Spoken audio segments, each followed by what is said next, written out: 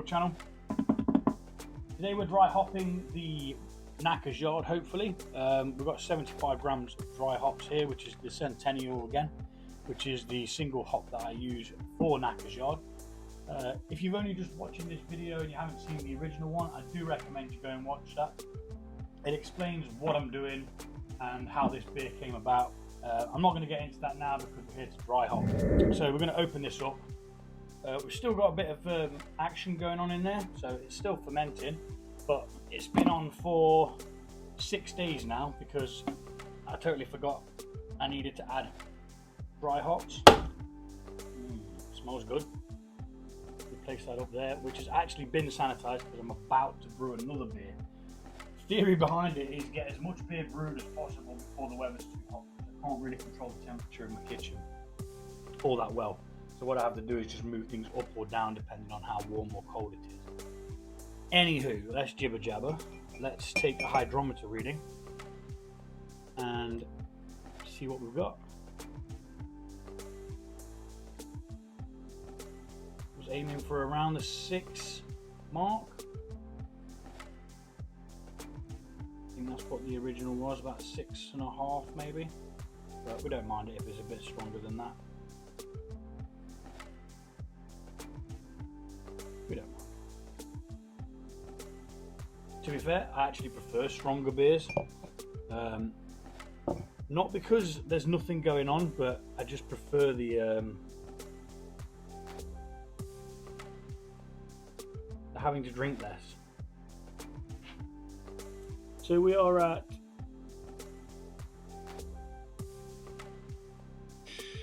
10, 11, 12.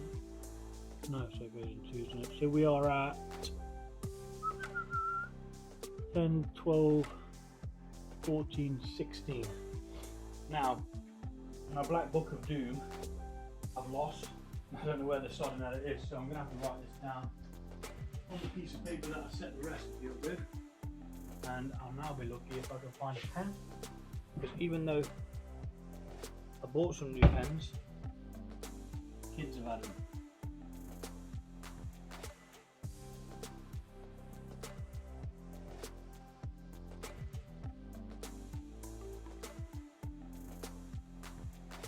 Sorted. So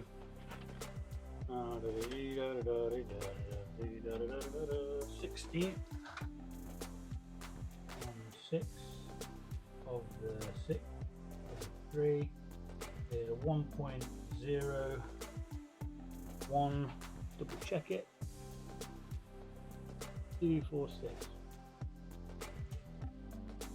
So it's at a gravity of 16, which is below the 20, which is what you should really put your dry hops in at.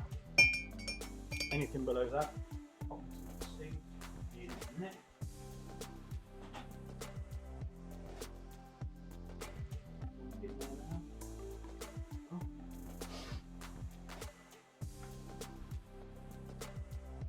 Right, so this is what I do with, I don't know if you can see, but I get a glass, I get a muslin sock, put the muslin sock over the glass, like so.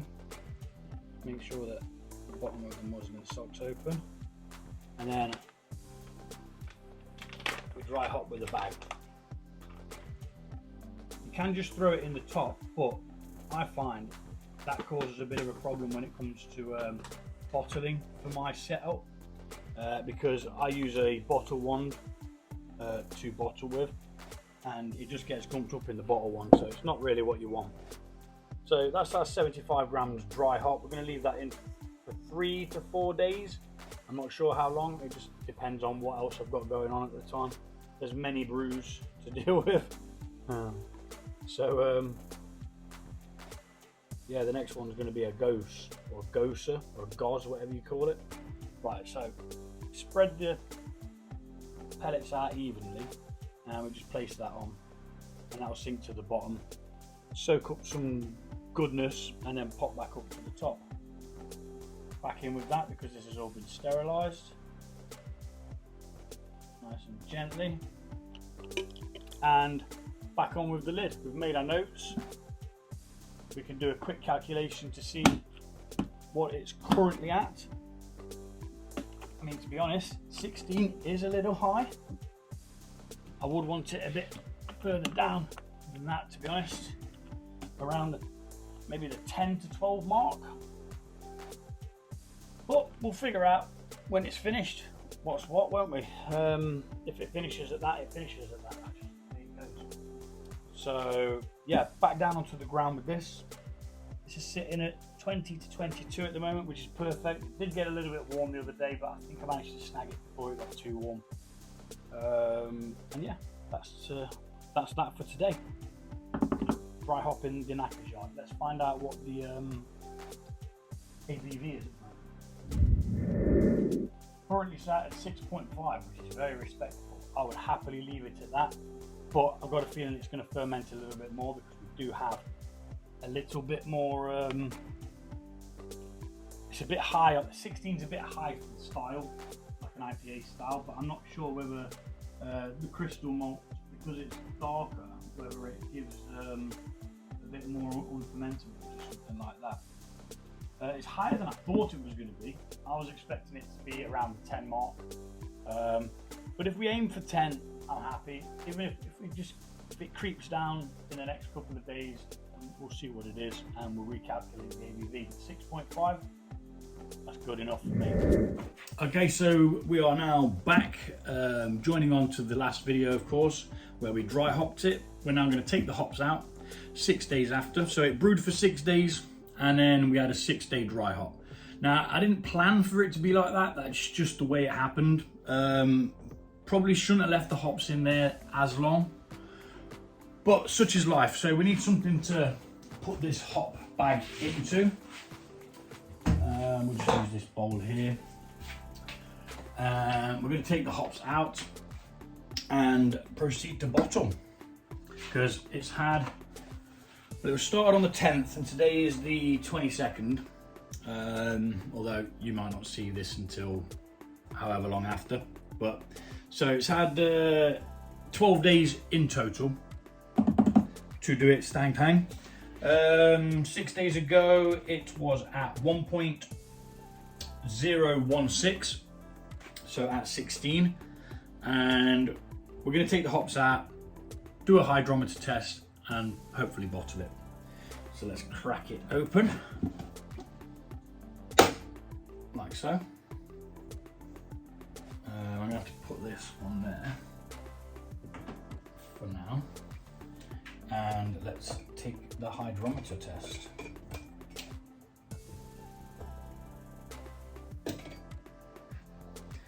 Of course. Well, yeah, let's do that before I take the hot bag out. Just don't want it to be disturbing anything too much. Now, this has got quite a deep colour to it because of the crystal malt that was used. Now, I can't tell what malt was used in the original Knackers Yard, but we're going to be trying different things to kind of try and perfect my own brew. This is my own recipe, so I will share it with you. It's on the original video for the brew, if you want to go check that out, what was in it. And we're still sat at 16. 2, 4, 6. So it's definitely finished fermenting. Let's get a glass so we can have a little taste. Never prepared. So we know it's finished fermenting now.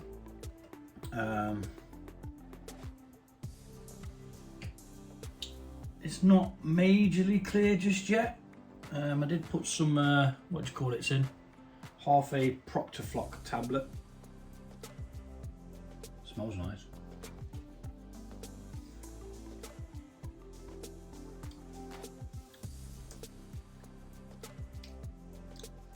It's extremely bitter, like Knackers Yard was.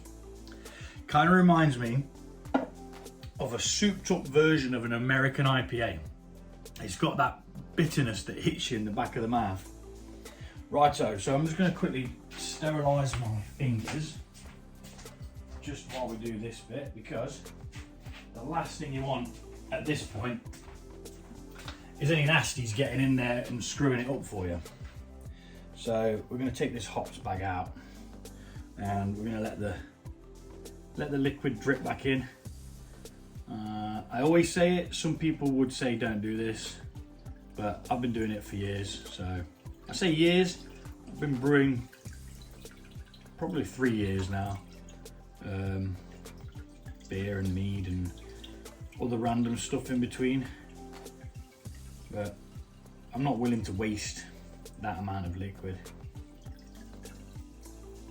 So in it goes. Quick rinse of the hands. So it kind of tastes like the original, surprisingly. It's a bit darker, I believe, than the original was, but the hop profile's there, which is pretty much what makes the beer, isn't it? So this is at 6.5 if I remember right, without double checking again. That's what it was at last time when we checked it. That's a guess though, could be wrong. So yeah, we're going to set up and we're going to get this bottled finally. And if you're only just joining my channel or new to the channel, this was brewed in memory for a friend. Last time I brewed it was 2000 and I forgot now.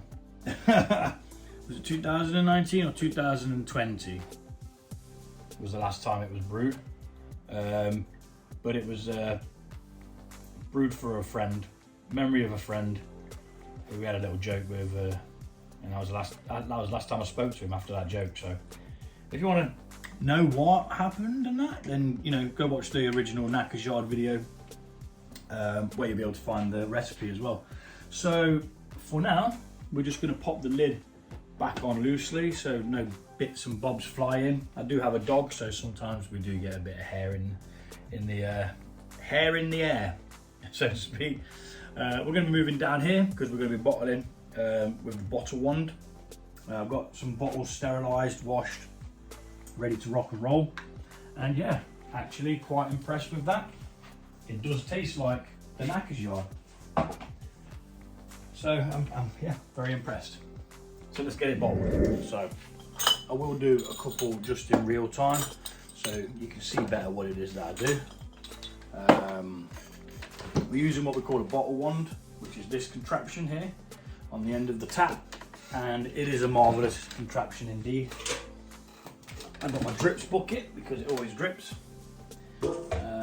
underneath there. Now we are ready to open the tap, which will leak out some rather gnarly liquid, which we might just flush out, to be honest, because we don't really want that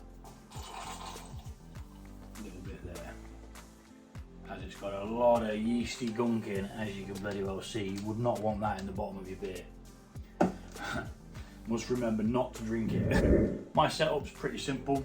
What I'll do is I'll fill the bottles up and then I'll prime them with a bit of sugar, which then carbonates them because a small fermentation starts in the bottle, and that carbonation gets trapped in there, can't go nowhere, thus being forced into the liquid. There is other ways you can do it. You can inject CO2 into it out of a keg or some sort like that. You can even have it brewed under pressure, like some systems do. But this is the way I've always done it, and it works. So if it ain't broke, don't fix it. But this bottle's really dark. I'm struggling to see where the flipping line is. And the last thing you want to do is miss the mark. Oh, really can't see where it is. Oh, there it is, look. Some of the bottles are darker than others. Some are a bit lighter. Because I'm using artificial light as well as daylight, it's quite difficult to see the mark. But we're going to speed this up in a second anyway. I just wanted to show, in case you haven't seen it being done, what it is that you do. It's pretty simple. filled up to this part of the bottle here, and once it gets to that point, you then pull down, take your bottle out, and job's a fish. Right, let's speed it up.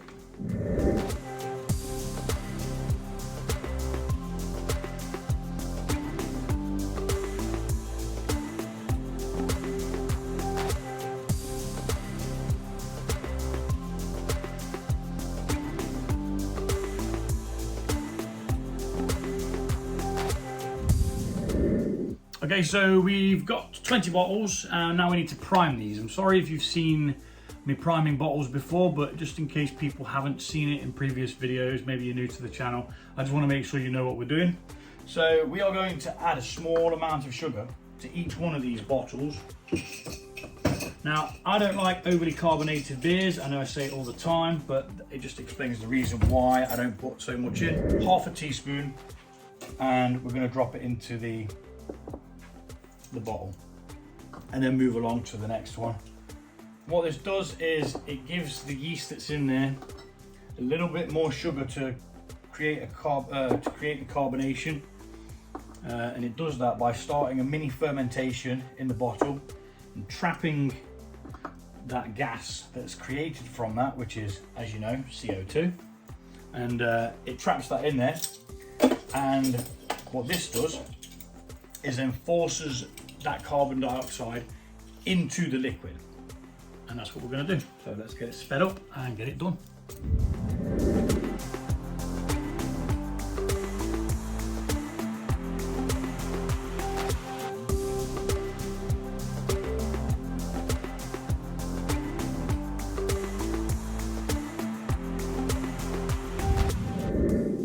Okay, so as you saw, I did, once I put it in, we cap it off, and I just roll it backwards and forwards really gently, just to get that sugar into the liquid, dissolve quicker, therefore the yeast can get to work on it.